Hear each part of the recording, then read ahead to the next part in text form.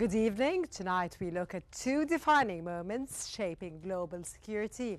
Moments where leadership choices are directly altering the trajectory of entire regions. In Israel, a political earthquake has shaken Tel Aviv. Prime Minister Benjamin Netanyahu has formally asked for a preemptive presidential pardon before his corruption trial even concludes. An extraordinary move that raises profound questions about his legitimacy during wartime. As The Atlantic put it bluntly, Netanyahu has now admitted he is unfit to lead.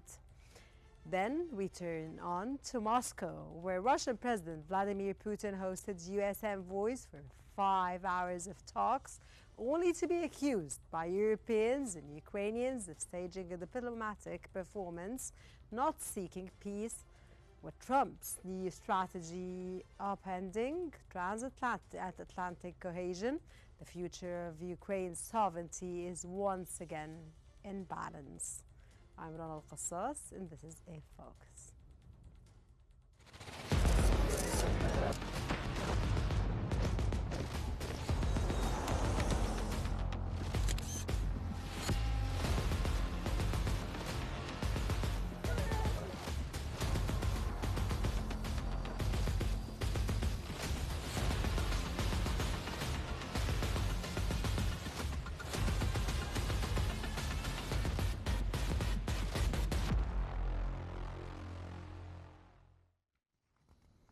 The Atlantic reports that Netanyahu's plea for a presidential pardon is more than a legal maneuver. It is an implicit admission that he has been unable to devote full attention to running the state. His own lawyer wrote that only a pardon would allow Netanyahu to focus all his abilities and energy on governing. In effect, the Prime Minister is acknowledging that during a multi-front war, he's being consumed by a corruption case instead of national security. The article argues that this dynamic, Netanyahu's dependence on far-right partners to stay in power, distorts decision-making in Gaza, deepening internal division, and left Israel strategically exposed. With elections approaching, Israel faces a political system fraying under wartime pressure and a leader asking for relief rather than responsibility.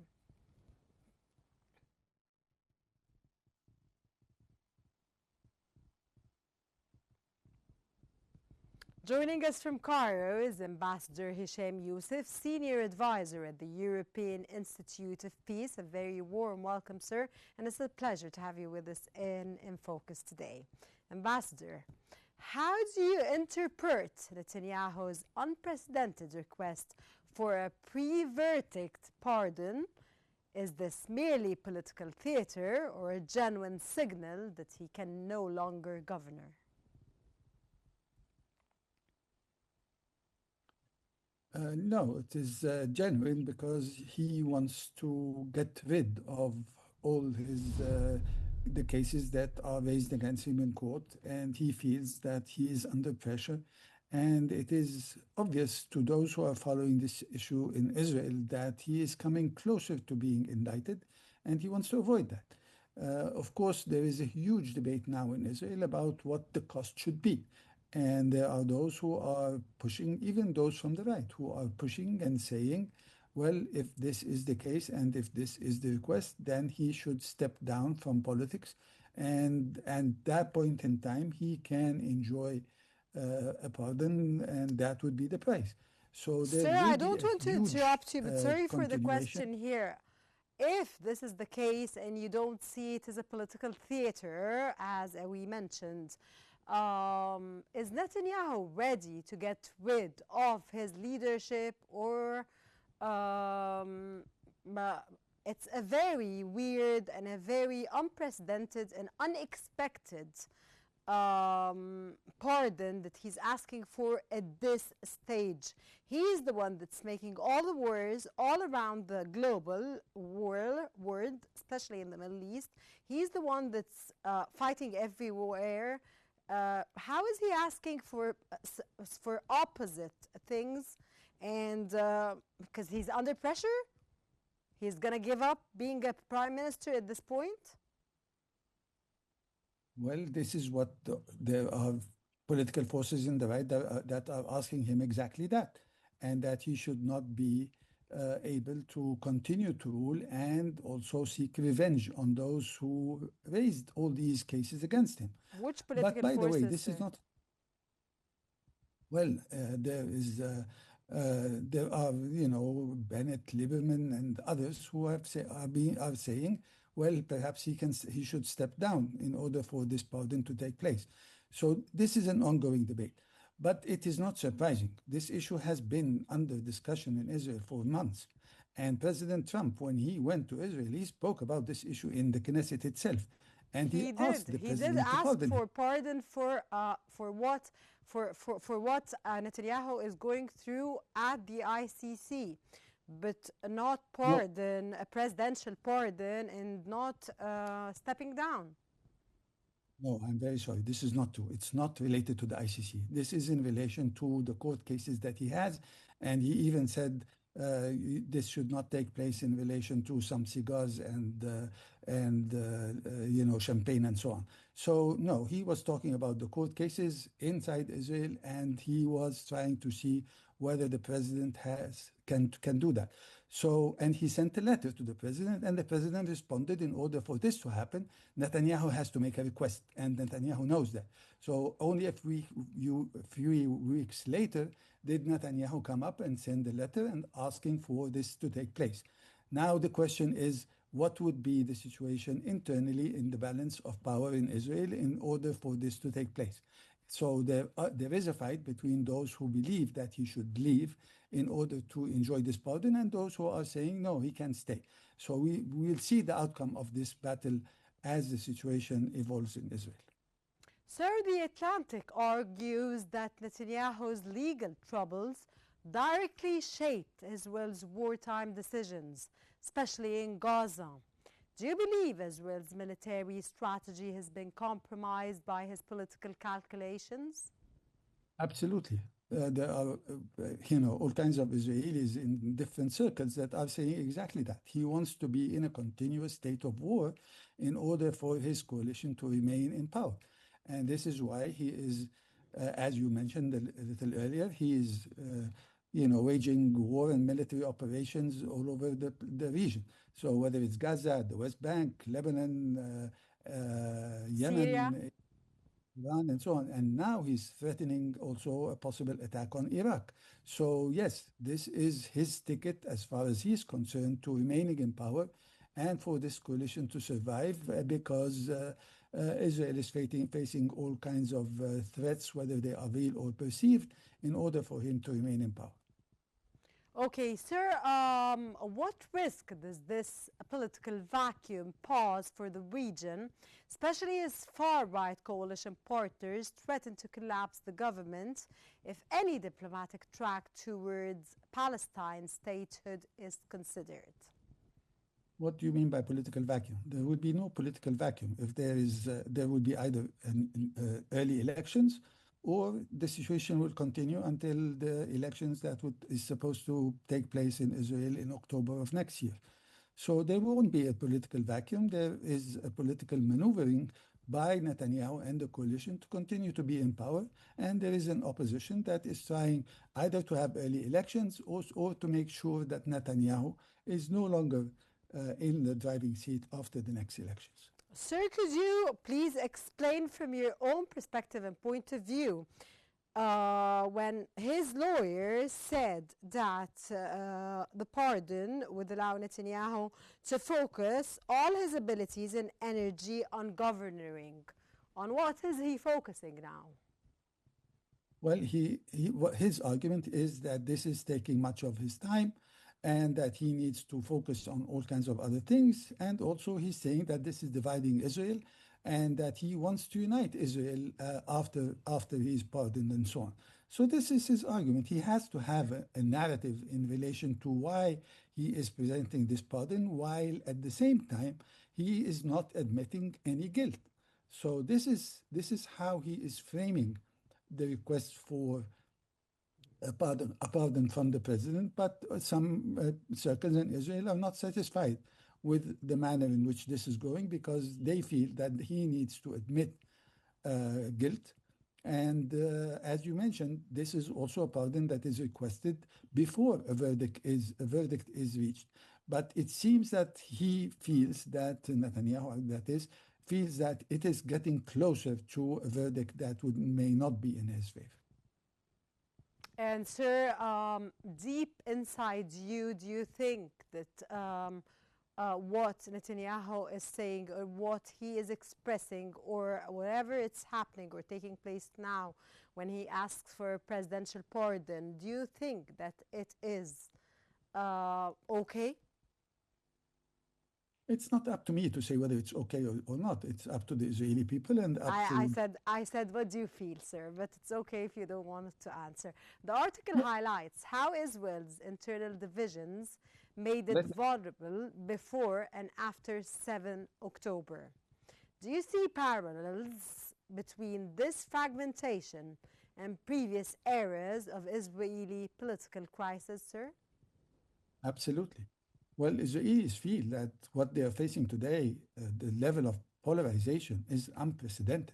And what's happening in the country in all kinds of ways, whether it's the economic situation or people who are leaving Israel or the fight over the conscription for the ultra-Orthodox or, what is the fight over the judiciary and what should happen with the judiciary and so on. So Israel is in an unprecedented situation where polarization has reached level that they say has not been witnessed since the establishment of Israel in the 40s.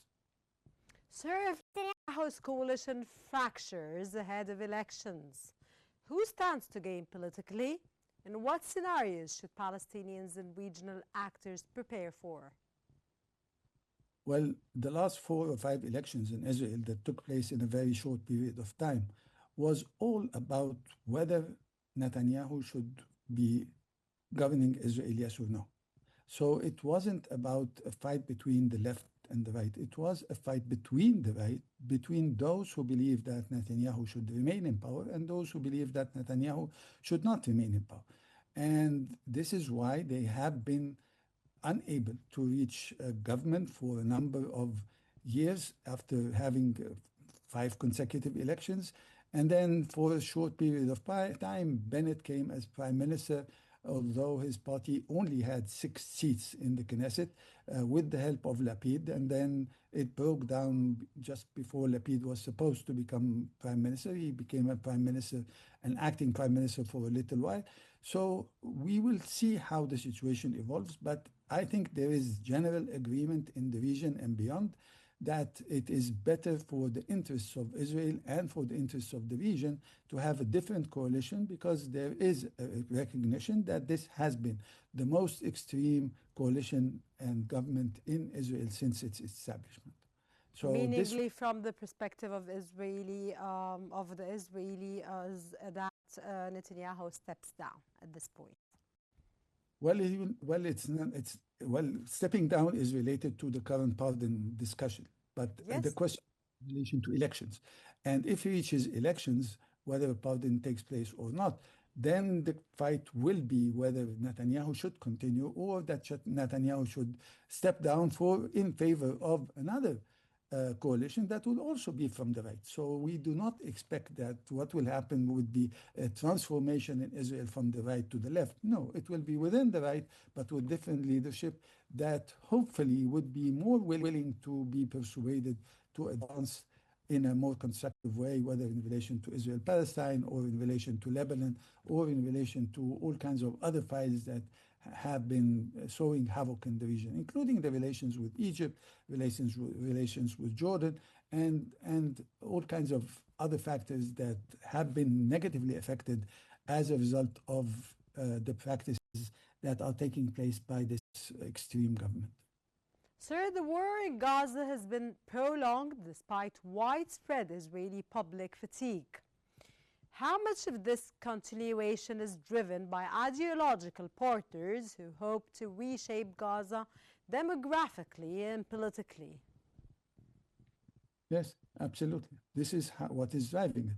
But what is happening now is it has become a much lower intensity confrontation as compared to what was happening, particularly in the city of Gaza before the ceasefire. So, yes, the number of deaths continue. We have had almost 350 people, Palestinian people dying since the ceasefire, which is a very high number. And it also throws all kinds of questions in relation to how serious the US administration is in relation to achieving stability and calm as a result of the ceasefire. Because humanitarian assistance is not going in at the rate it is supposed to go in accordance to the agreement. And we're seeing people being killed right, left, and center.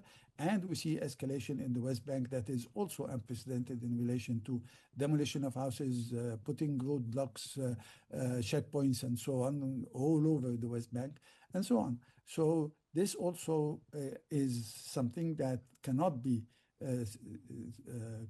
continue in that manner. And we hope that the pressure from the international community, since the US is not putting enough pressure on Israel, to see how this can advance.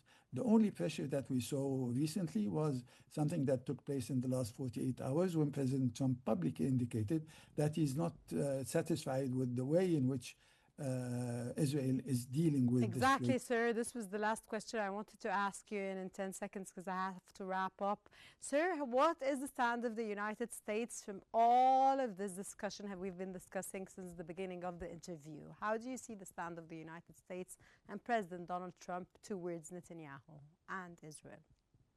Well, very briefly, because you're out of time, they have been giving the green light for Netanyahu to do whatever he wishes in Gaza and in the West Bank and in Lebanon. The only situation in which he was criticized by the US was in relation to the way in which he's dealing with Syria. Thank you very much, Ambassador Hisham Youssef, for joining us from Cairo and sharing your insights. We move now from the Middle East to Europe's Eastern Front, where questions of leadership, legitimacy, and global security are also being tested. According to the Associated Press, Europe and Ukraine accused President Vladimir Putin of pretending to engage in peace efforts after marathon talks with Trump-allied envoys Jared Kushner and Steve Witkoff. European ministers say Russia has shown no concessions, no change in battlefield behavior, and no indication of compromise on occupied Ukrainian territory. For them, Putin's signals of openness are a tactique, not a shift, especially as Trump's emerging strategy pressures Kyiv far more than Moscow. With 4 annexed Ukrainian regions still claimed by Russia, European leaders feel a settlement that rewards aggression and leaves NATO's eastern flank exposed.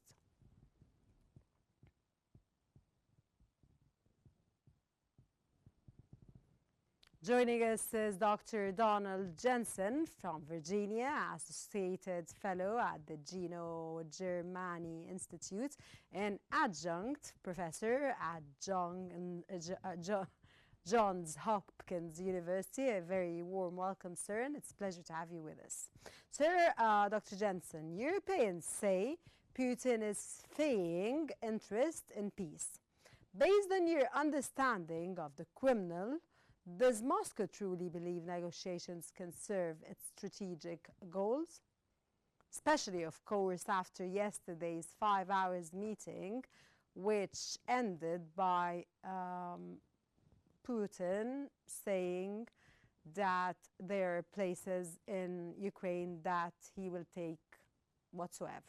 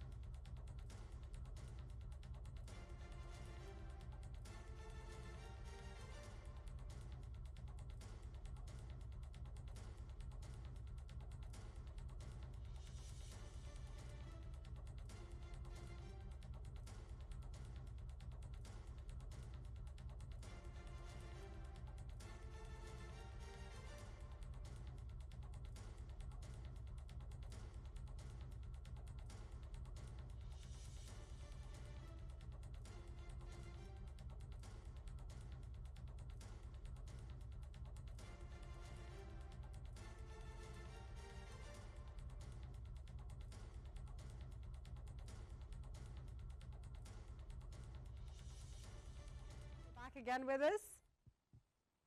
I'm back again. Yeah, sorry. Welcome back, Technical sir. It's a pleasure to here. have you. And we start off again with asking you the question again. Europeans say Putin is playing interest in peace. Based on your understanding of the criminal, sir, does Moscow truly believe negotiations can serve its strategic goals, especially, sir, after the 5-hour meeting that took place yesterday with Steve Witkoff and Jared Kushner? And, of course, it was not optimistic at all and was disappointing, beyond disappointing, sir. No one said after this meeting, after this 5-hour meeting, that a ceasefire is imminent or is even close to being imminent? Well, there's a good reason for pessimism because nobody is getting what they want. So we start the episode, the episode with pessimism.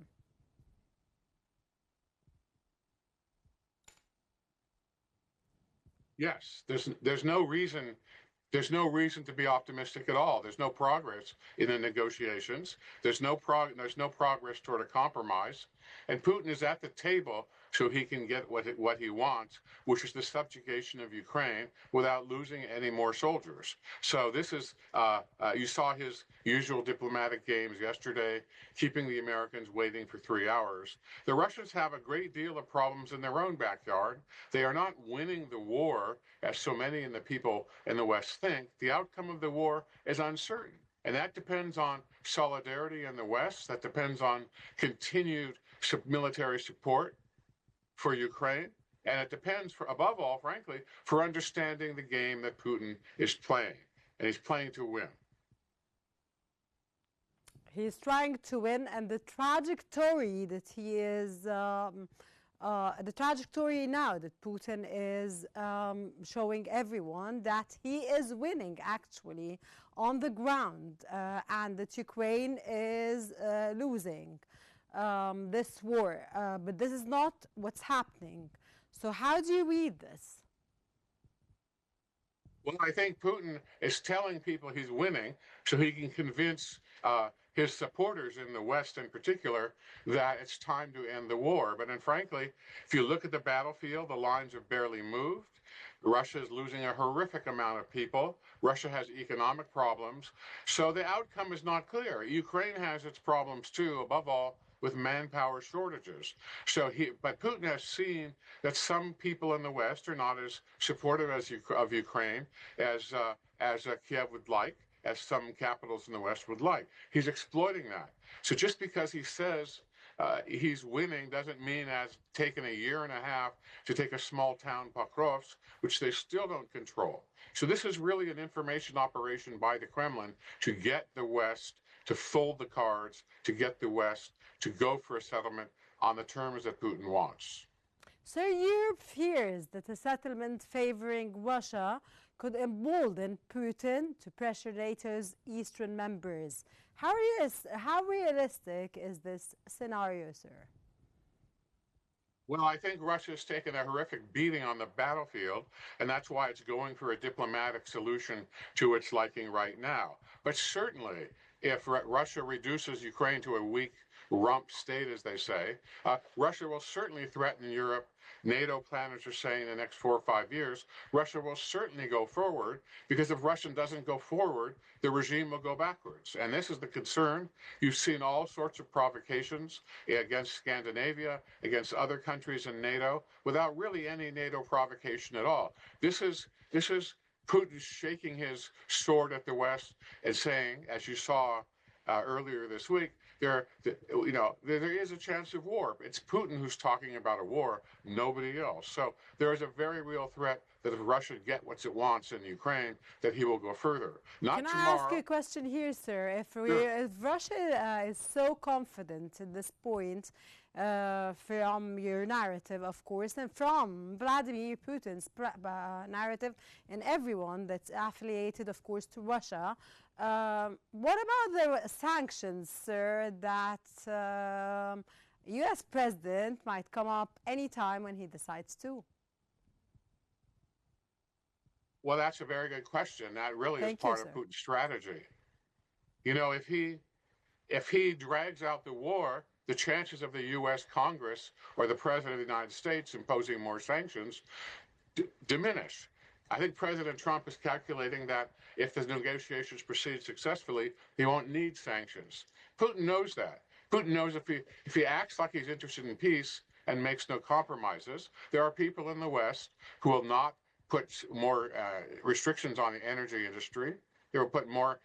There are people in the West who don't want any more sanctions. There are people in the West who don't want to support Ukraine. So this, what we saw yesterday, I almost call it a circus, but we'll call it whatever you want. What we saw yesterday is part of a diplomatic strategy whose bottom line is Russia should win. That's what Putin wants. If he was interested in a compromise or in peace, then there would be movement on his side on all sorts of issues that divide the two countries. And that's not happening. We've seen none of it at all. We've seen demands for Ukrainians weakening and ultimate surrender. Now we should read what's going on the ground, not what the Putin propaganda machine is saying to sympathetic Western audiences. Sir, if the United States pressures Kiev to make concessions, how do you expect European governments to respond, especially that the United States already announced that it is not giving Ukraine any more military aid or financial aid? Well, I think the Europeans know very well that they have to step up and play a more vigorous role in supporting Ukraine and the defense against Russia. In fact, they already play a good role, but there are some things that they cannot provide, and the U.S. Why, sir? Must have to. And frankly, the United States, high tech, why would they stick up? Because there is the threat, or let's say the concern, as we've seen from a number of Western commentators, that the U.S. is not interested in NATO anymore, that the U.S. would rather have a settlement than a just peace. That's not the U.S. position, but there are those in Washington who do say that. So the Europeans know, if not now, then when? Because this is the time they need to bolster Ukraine, and they're doing a good job. They need to do more, and hopefully the U.S. can come along. But that's not clear. That's to be settled at the bargaining table. The key phrase is security guarantees. What does that mean? What does that mean in terms of concrete action, concrete policy? And that's what the West and the Europeans are discussing right now. The Ukrainians, the Europeans, and the United States all want something different. And that's a key element in any settlement if we see it at the negotiating table. But frankly, it's not, that settlement is not even close as far as we can tell. Sir, finally, is peace genuinely possible without addressing territorial sovereignty, or are we heading toward a frozen conflict that benefits Moscow? Well, a frozen conflict does benefit Moscow, but you picked a very good term. Is it addressing? Well, the sides are far, far apart on that. Even if the United States pressures Ukraine to give up territory, my own view would be that Zelensky would still say no. He's got a political constituency too in Ukraine. The Ukrainians overwhelmingly do not want to trade land for peace. And frankly, the Russian track record is very poor on this kind of a proposal. Now, why would the Ukrainians hand over land that Russia has been unable to conquer in 3 years? That's the fundamental question here. That's the fundamental problem with Putin's position. He can't get it by military, so now he's trying diplomatic. But the bottom line remains the same. He wants that territory. Ukraine will not give it up. And this means the chance of compromising on this issue, even if the U.S. supports a trade, is not very high.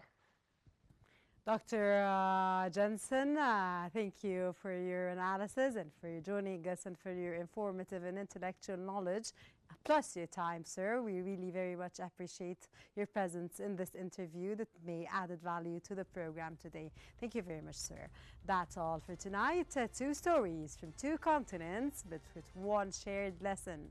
When leaders make political survival a priority over national stability, the consequences ripple far beyond their borders. Thank you very much for watching In Focus. I'm Rola Kostas. Good night.